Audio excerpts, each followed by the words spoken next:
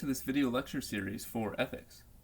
In the second half of this course, we have largely been focusing on the utilitarian moral theory as found in John Stuart Mill, and we've been looking at various applications of the theory to gain a further understanding of it. This video and the next few will be a continuation of that, and specifically, we're going to take a closer look at the consequentialist aspect of utilitarianism. So you'll recall that utilitarians hold that the ethically correct action is whatever produces the greatest happiness for the greatest number. We've seen that what the utilitarians mean by happiness is pleasure in the absence of pain. That is the hedonistic aspect. We've seen that when they talk about the greatest happiness, they don't just mean for human beings or people you know, but any individual being that can feel pleasure and pain. That's the principle of equality.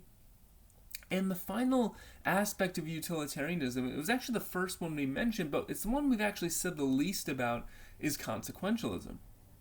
So you'll recall that according to consequentialism, and this is what utilitarians believe, the only aspect of an action that matters for determining the moral value of that action is the consequences produced by it. And we can actually see Mill expressing the consequentialist aspect of his theory in the following well-known passage. Mill tells us in Utilitarianism that he who saves a fellow creature from drowning does what is morally right, whether his motive be duty or the hope of being paid for his trouble. So Mill imagines here a case where you come across someone who's drowning in a river, and he says, look, suppose you do this just to gain praise. Let's say you're going to be paid for it, let's say that you do this out of the goodness of your heart. He says, if we're looking at the question of, is it morally right for you to jump into the river and save this person, then none of that actually matters. It is very true we might want to be friends more with the person who saves someone from the goodness of their heart, as opposed to just being paid for it or because they feel they have to. But if we're just looking at the action, he says, all that matters is the consequence. And if it is a good consequence for this person to be saved from the river, then that means the action of saving them is a good one. So a way to think about consequentialism, and which really forms the foundation of the utilitarian theory in some ways, is that when we're looking at whether an action is good, the motive with which you act, right, what is driving you, or sort of what you're feeling inside when you are acting, that doesn't matter. Your intention or the goal you're attempting to bring about, that doesn't really matter either. All that matters is the consequence that is produced. Now, one thing I'll say about this is that while this is a controversial claim, almost any moral theory would have to say that the consequences of our actions matter. Aristotle would certainly think that the consequences of our actions matter. A thinker that we'll talk about after Mill, Immanuel Kant, who really opposed Mill's theory on every point, even he, although he's very much anti-consequentialist, even he can't say that consequences are completely irrelevant. But the utilitarians make a much stronger claim. They're not just saying that consequences are important, they're saying that consequences are the only thing that matters for determining the rightness and wrongness of an action. And this is the claim we're going to be focusing on in the next few videos. And specifically, we're going to do that by applying it to the topic of the ethics of euthanasia. However, before we get there, we should see that the question we're broaching here is actually a broader question than just, for instance, euthanasia in the medical context. The question we're really concerned about here, and a question which I think helps us evaluate the consequentialist aspect of utilitarianism, is a question I'll call the contribution to death question.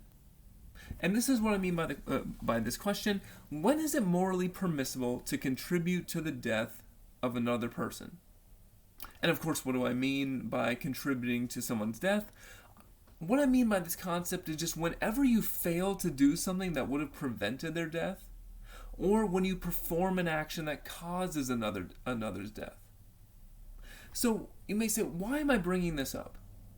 Well, one thing I want to suggest is that under this heading, if what I mean by contributing to another's death is, well, you could have done something but you didn't and to save someone, or you took an action that directly caused another person's death, if that's what I mean by contributing to another's death, that in fact we are contributing to the death of other people all the time, and there's actually a wide variety of ways in which this occurs.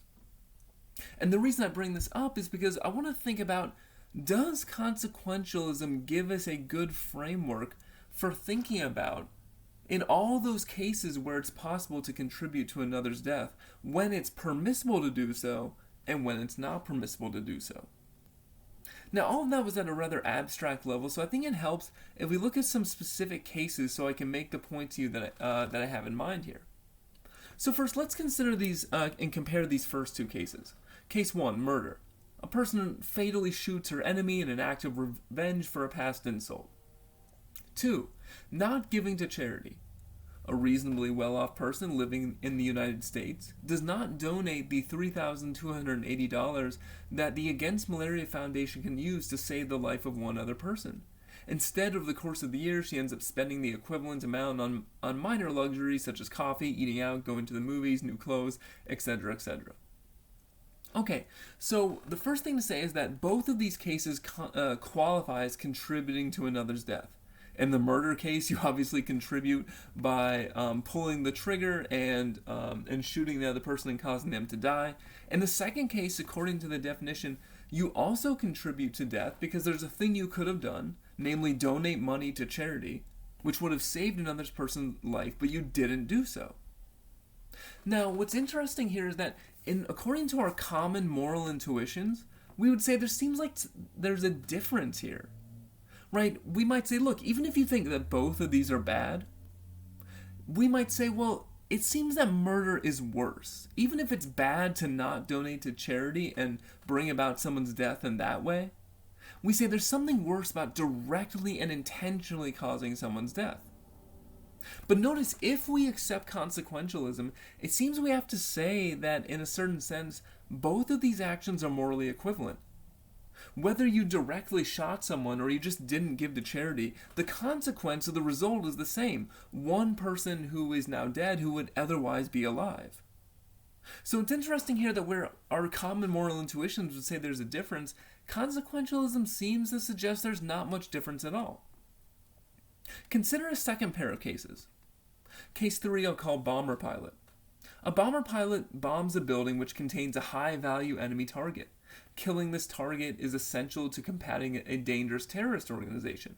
However, the pilot also realizes that doing this will cause a certain number of innocent civilian casualties. Case 4, Hiroshima. An American bomber pilot drops an atomic bomb in the city of Hiroshima during World War II. The purpose of the bombing is to force the Japanese government to surrender by directly attacking innocent civilians. Now, there's a number of different positions people take on cases like these, but one possible position you could take is that, look, in case 3, it's at least possible that this is justified. You need to know the details of the actual case, of course, but you might say, look, it's possible it's justified because while we know there's collateral damage, the bomber pilot isn't intending to kill innocents. The bomber pilot is not trying to. That's not the aim of the bomber pilot. The aim of the bomber pilot is to kill the high-value enemy target who is a dangerous terrorist.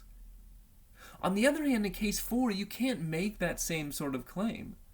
When the atomic bomb was dropped on Hiroshima to end World War II, the purpose of doing this, the direct intent of the action, was to attack innocent civilians as a way of forcing Japan to surrender.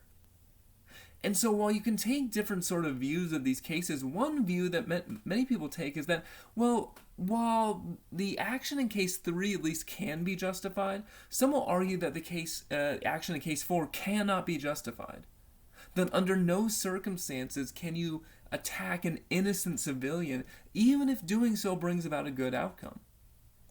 So that's one position you could take, and we will actually discuss cases like that in more detail in the next couple of videos. But the point I want to make now is that if you take the consequentialist view, then let's suppose that in 3 and 4 the same number of individuals died. Well, then that is all that would matter. If consequentialism is true, all that matters is the outcome, the result, or the consequence, and the intention with which you act, right, the aim or goal you have in mind, doesn't really matter.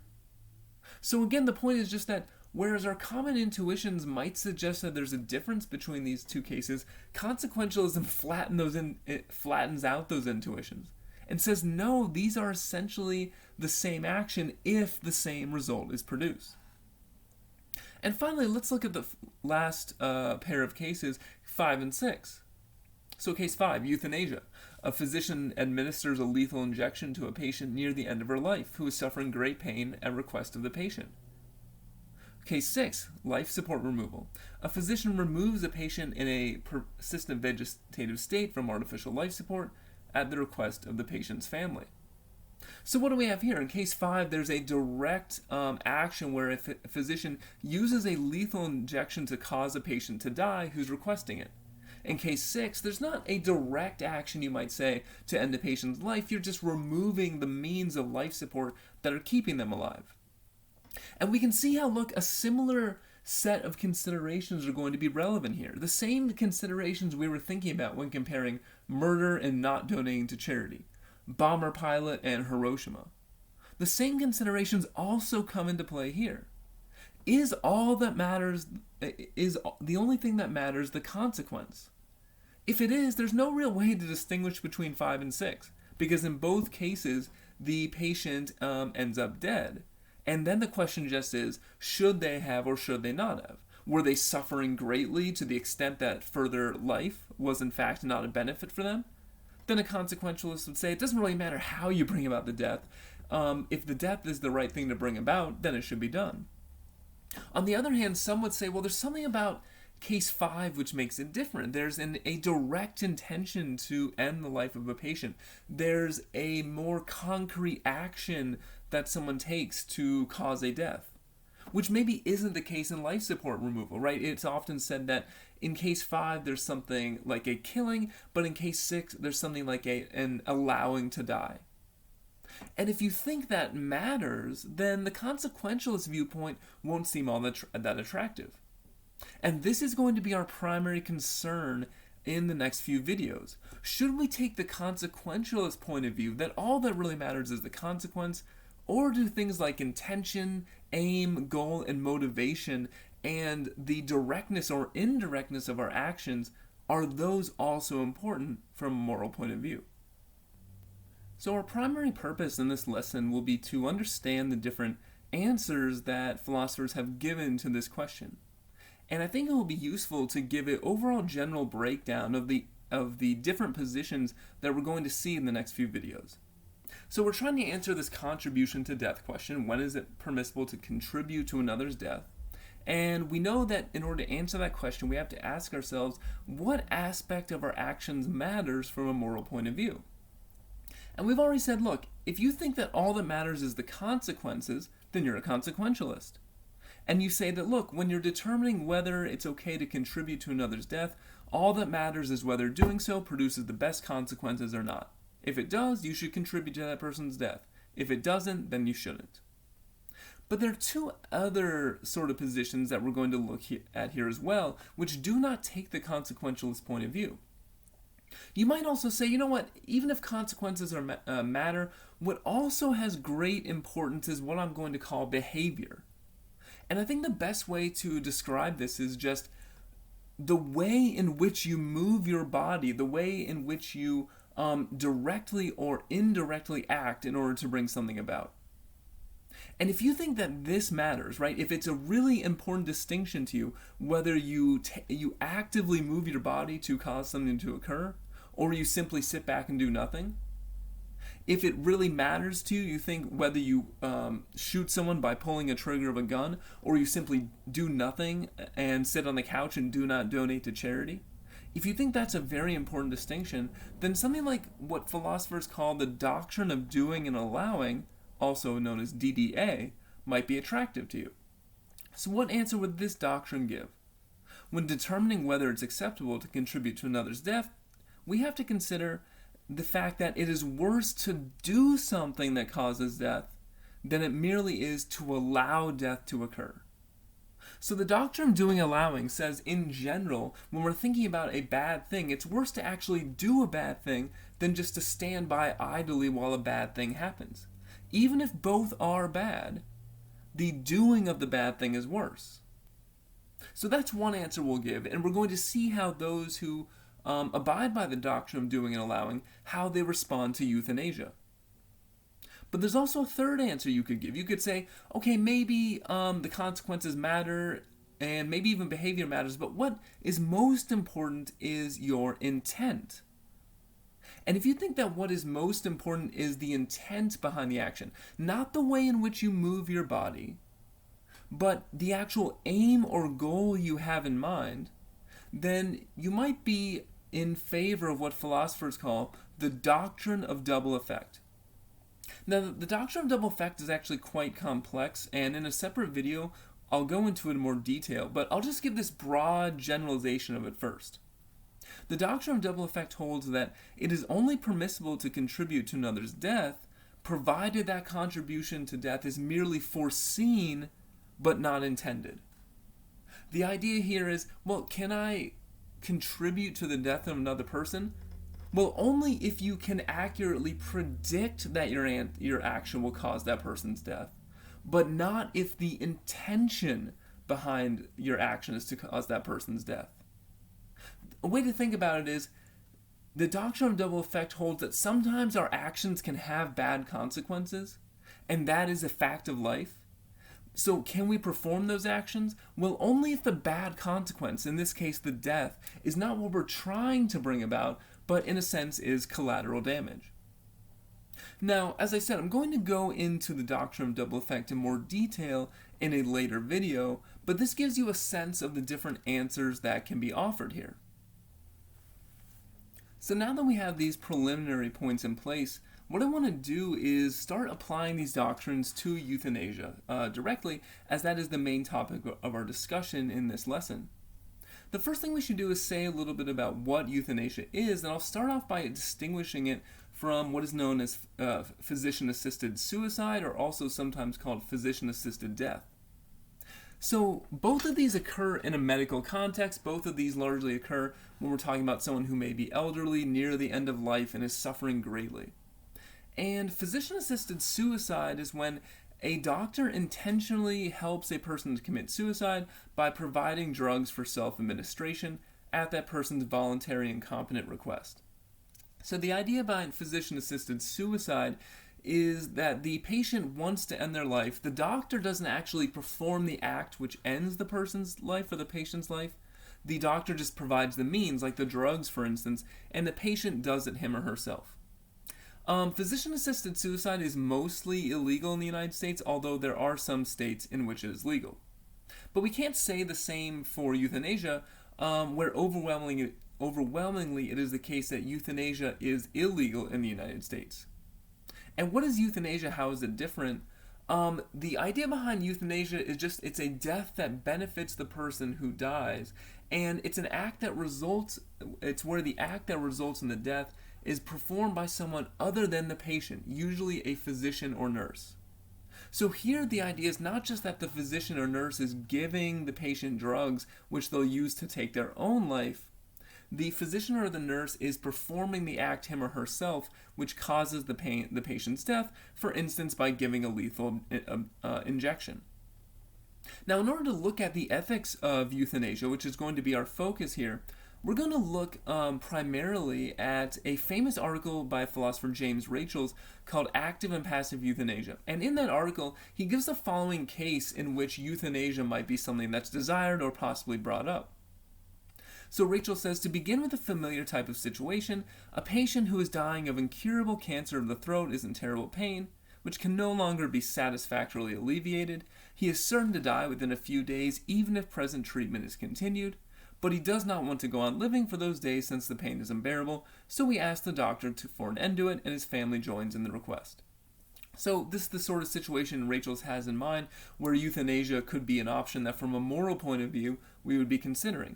The patient doesn't have long to live, they're in great pain, they're requesting that this be done, and the family also joins in and thinks it's the right idea. And so our question is, would it be ethically permissible, would it be morally okay for the physician to acquiesce that request and, for instance, to give the patient a lethal injection? Now, the purpose that Rachels has overall in this article, active and passive euthanasia, the way he gets at this question is that he says he wants to criticize what he calls the conventional doctrine. And I think the conventional doctrine represents a relatively common view about euthanasia. Certainly not one that everyone would hold to, but it's a relatively common view. So what is this conventional doctrine which Rachels wants to criticize and reject? He explains it in the following way. The distinction between active and passive euthanasia is thought to be crucial for medical ethics. The idea is that it is permissible, at least in some cases, to withhold treatment and allow a patient to die, but it is never permissible to take any direct action designed to kill the patient. So what is this conventional doctrine? Well, it says, look, there are some ways that a physician can bring about a patient's death when they are suffering greatly. They are allowed to not give the patient certain treatments and just allow them to die. But what the physician is never permitted to do is to take any sort of direct action, such as a lethal injection, to kill the patient. And we can sort of see why this position would have some common intuitive appeal. On the one hand, suffering at the end of life is a horrible experience, and it can be a horrible experience. And we would like some way to alleviate that suffering if we could. So if we're in a situation where we knew that continuing to treat a patient would only prolong their suffering, then we might say, well, why do we have to do that? We might say, well, we can at least stop treatment and let nature take its course and allow this patient to die. It would almost seem inhumane to continue a treatment if all it was going to do is prolong the person's suffering. But on the other hand, one foundational moral rule that is included in many moral systems is this idea that it's never okay to intentionally take the life of another human person. And because that's the case, we may be very uncomfortable with the idea of doctors or physicians directly taking a patient's life through a lethal injection. So the conventional doctrine gives us this as well. It lets us allow patients to die who are suffering. It just prevents us from directly taking their lives. And so what we're going to see Rachels say is he's going to reject this doctrine. What he calls active and passive euthanasia, allowing a patient to die or giving a patient a lethal injection, he thinks either of these should be on the table. He thinks it doesn't really matter in and of itself what means we use to bring about a patient's death. All that matters is what is the outcome. Does doing so prevent as much suffering as possible, or does it not? And to this extent, he takes a very utilitarian and specifically consequentialist view of the matter. Now, another point that Rachels makes that's important to understand at the very beginning of this article is that he finds this conventional doctrine in the American Medical Association's statement on mercy killing. And so I'll read through this statement because it's going to become very important later on when we look at an opposing article to Rachel's position. So here's what the American Medical Association says on mercy killing. The intentional termination of the life of one human being by another, mercy killing, is contrary to that which the medical profession stands and is contrary to the policy of the American Medical Association. On the other hand, the cessation of the employment of extraordinary means to prolong the life of the body when there is irrefutable evidence that biological death is imminent is the decision of the patient and or his immediate family. Now we can see initially why Rachels thinks that this AMA statement supports the conventional doctrine.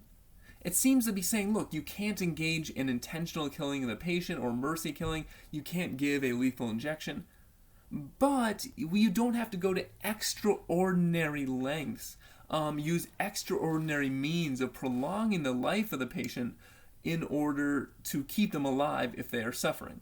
If there's irrefutable evidence that they're going to die soon and their life is of little value to them given the pain they're suffering, then you don't need to continue treating them and just prolong that pain. So one thing we can see here is that initially there does seem to be good warrant for Rachel's finding the conventional doctrine in the AMA statement. One other thing I will highlight about this statement is that it doesn't just say that the intentional termination of life is wrong, it says that it is contrary to that for which the medical profession stands. It seems to suggest that intentionally taking a patient's life or giving a lethal injection undermines the very purpose of medicine. And I'll be very interested to hear what you think about this point, because to some extent I think it depends on what do we think the purpose of medicine is. Is the purpose of medicine to prolong our lives, extend our lives as much as possible? Or should medicine primarily be concerned with not just the quantity of life, but the quality of life? And if the purpose of medicine is to help our quality of life and not just quantity, then you might ask, why does it matter whether the death of the patient is brought about directly and intentionally or not? If the patient has very little of quality of life left, and it will be best that in fact their life end, then we might say, why does it matter the way in which they bring about? And in fact, we're going to see that Rachel's argues precisely along those lines. And for him, there's nothing about what he calls active euthanasia, or giving a lethal injection, or intentionally terminating a patient's life. There's nothing about that which goes contrary to the purpose of medicine. But we'll see his specific argument for that in the next video. Now, there is still a further crucial point which I've yet to fully explain about the conventional doctrine. Right, we've seen already this terminology of active and passive euthanasia. It's in the title of the paper. Rachel's has already mentioned it in one of the passages we looked at. And we can understand the conventional doctrine as making the following claim. Sometimes it is permissible to engage in passive euthanasia, where essentially you withhold treatment and allow a patient to die. But it's never okay to engage in active euthanasia, where you have some sort of direct action designed to kill the patient, such as a lethal injection. And so, to conclude this video, we should say a few more things about this distinction, because it's not actually quite as clear as it initially seems. So first, the difference between active and passive euthanasia has to do with the method you're using to bring about death. And in cases of active euthanasia, we say that you are bringing about death directly. Now, what does it mean to bring about a patient's death directly? Well, I would say an action brings about a person's death directly if this action is the immediate cause of that person's death. So, for instance, in the murder case, when someone shoots someone else, the act of pulling the trigger immediately causes their death. When a physician gives a patient a lethal injection, that lethal injection is the immediate cause of that person's death. So we're saying that it was a direct bringing about of death, or a direct cause of death. So that's what we mean by active euthanasia. And active euthanasia is relatively simple and clear to understand. What's not so simple and clear is passive euthanasia. Because although I've been explaining passive euthanasia as a sort of way of bringing about death where you simply do nothing or allow someone to die, that's actually only a part of passive euthanasia. More broadly, we say that you engage in passive euthanasia when you bring about someone's death indirectly, or when you do nothing. Now, I probably don't need to explain to you what doing nothing means, but I'll just give you an example of what I mean by this in a medical context. So, if you engage in passive euthanasia by doing nothing, we're saying, look, there's some treatment or surgery or operation you could perform which would extend the patient's life, but you're just going to decide not to do it. So you simply sit back and you do nothing. That would, of course, be a form of passive euthanasia. But we also say passive euthanasia occurs when you bring about death indirectly. And this is where things get a little trickier. So some action brings about a person's death indirectly if that action, although being integral in causing the person's death, is not the immediate cause of that person's death. And here we should think a little bit more about what was that AMA statement talking about when it said that removing extraordinary means of sustaining life is permissible. Well, presumably what they're talking about is taking someone off of a sort of artificial life support. By an extraordinary means of prolonging life, we mean something that's, a sort of medical treatment that's artificially keeping the body alive, that relies on advances in medical science. And so the reason we have this indirectly bringing about death category is because that's where removal of artificial life support falls. And removing artificial life support is considered a form of passive euthanasia. Now, it's important to say why this is the case, because initially you might say, well, wait a minute, how is removal of life support not a form of active euthanasia? Don't you turn off a machine? Isn't that a direct action you're doing? And isn't the reason you're doing it to end the patient's life? Well, there's a lot of complications here, but the first thing I'll say is this. The reason why removing someone from artificial life support is considered an indirect form of causing death or passive euthanasia is because the idea is that it's not your action, the taking off of life support, that causes the death. It's whatever the patient's underlying condition is, whatever their disease, their sickness or illness they have, whatever condition they have which is making them need artificial life support. When you take them off of the life support, that is what is causing their death. So you taking the patient off of life support isn't the immediate cause of death. It is an integral link in the chain that brings about their death, but it's not the immediate cause. Now, all this might seem somewhat slippery, so to make this a little more clear, one of the reasons removing from artificial life support is considered passive euthanasia is based on cases such as the following. So this is the real-life case of Karen Ann Quinlan. In April 1975, this 21-year-old woman arrived comatose in a New Jersey hospital after ingesting drugs and alcohol. She was put on a respirator to assist her breathing, but gradually fell into a persistent vegetative state. Individuals in such a state are wakeful, but not consciously aware of their surroundings. Karen's parents wanted the breathing tube removed, but her doctors refused. The New Jersey Supreme Court ruled in March 1976 that, given her irreversible condition, mechanical life support could be disconnected, even if it resulted in death. The court ruled that this action was permitted on grounds of a privacy right guaranteed by the Constitution, and that Karen's parents were the appropriate surrogates to exercise that right for her. So the point is, after this legal litigation, the breathing tube was removed from Karen's body, and then what happened? Well, once the breathing tube was removed, Karen unexpectedly began to breathe spontaneously. She lived in a persistent vegetative state 10 years after the fact until June 1985, when all of her bodily functions permanently ceased and she was declared dead. So what's the point of this case? Well, you could say, well, look, they removed the breathing tube and that caused her to die, so this was active euthanasia, this was a direct bringing about of her death. But that doesn't seem quite right. Like, if you compare a lethal injection or shooting someone to this, there seems to be a pretty big difference. Right? I mean, they removed the breathing tube, but then she only died 10 years later. And it'd be strange to say that removing the breathing tube was the immediate cause of her death, when in fact it took 10 years. So in this case, this is why we say this is a form of passive euthanasia. Her death was brought about indirectly. It wasn't a sort of direct action that caused her death. So to sum up, this is the sort of thing we have in mind with the conventional doctrine. The conventional doctrine says active euthanasia is never permissible, it's never okay to cause someone's death directly. It says passive euthanasia is sometimes permissible, and passive euthanasia can mean doing nothing, not doing some surgery or treatment that would extend life, or it can mean just removing artificial means of life support. So the question we should be left with here is the conventional doctrine true? Is there really an important moral distinction between active and passive euthanasia?